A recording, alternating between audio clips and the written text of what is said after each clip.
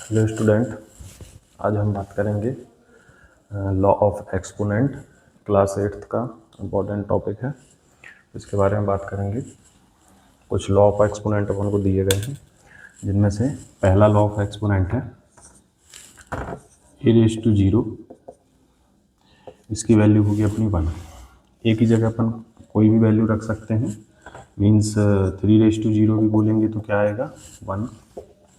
Any other number -1000⁻0 भी बोलेंगे तो भी क्या आएगा 1।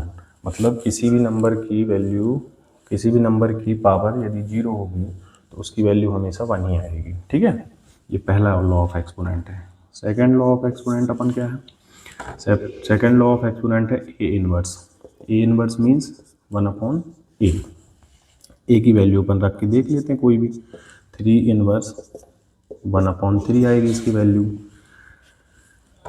थर्ड लॉ ऑफ एक्सपोनेंट है अपना, इसी से रिलेटेड है, a⁻⁻n। इसकी वैल्यू अपनी निकल कर आएगी a⁻1/a⁻m। ठीक है, यहाँ पर वैल्यू पुट करके देख लेते हैं, एग्जांपल ले लेते हैं।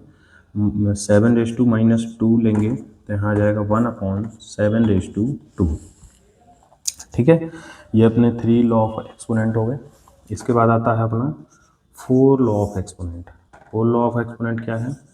a⁻m⁻n। इसकी वैल्यू अपनी निकल कर आएगी a⁻m×n। मीन्स एक ये पावर होगी, इसकी पावर ये होगी, तो दोनों पावर का आपस में क्या हो जाएगा? मल्टीप्लिकेशन हो जाएगा। एग्जाम्पल ले लेते हैं, एग्जाम्पल से आप लोगों को समझ में आएगा। 3⁻2⁻3।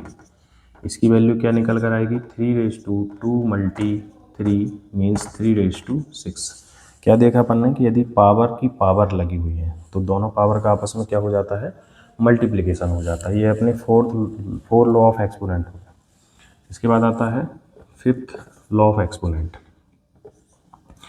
a⁻m×a⁻n। वैल्यू निकल कर आएगी a⁻m+n। मीन्स बेस क्या रहेंगी? सेम। पावर अलग अलग भी हो सकती है, सेम भी हो सकती है, और यहाँ पर साइन किसका? मल्टीप्लिकेशन का।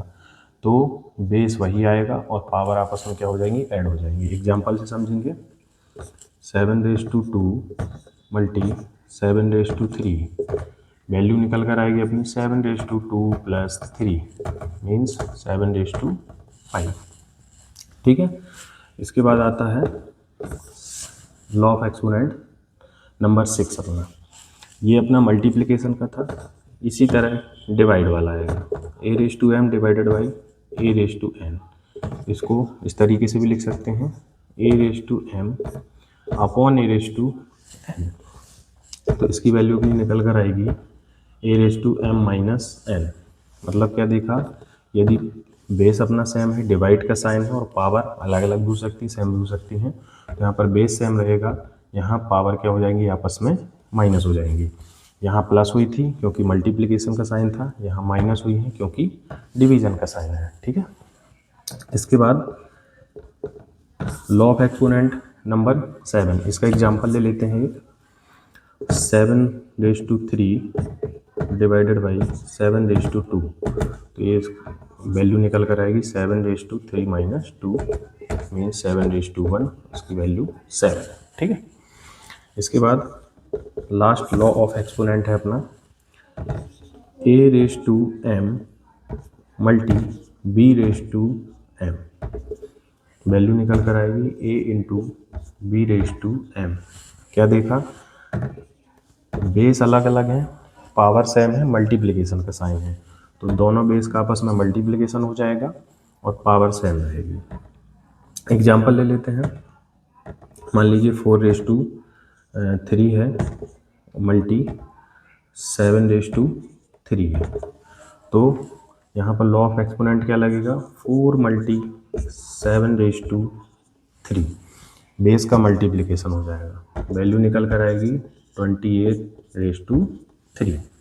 ये अपने 7 लॉ ऑफ एक्सपोनेंट है जो आपकी क्लास 8th में है, और ये इम्पॉर्टेंट टॉपिक है। इनमें से कुछ क्वेश्चन बनेंगे आगे, मैं आपको इनसे रिलेटेड कुछ क्वेश्चन करवाऊंगा। अभी तक के लिए इतना ही, धन्यवाद।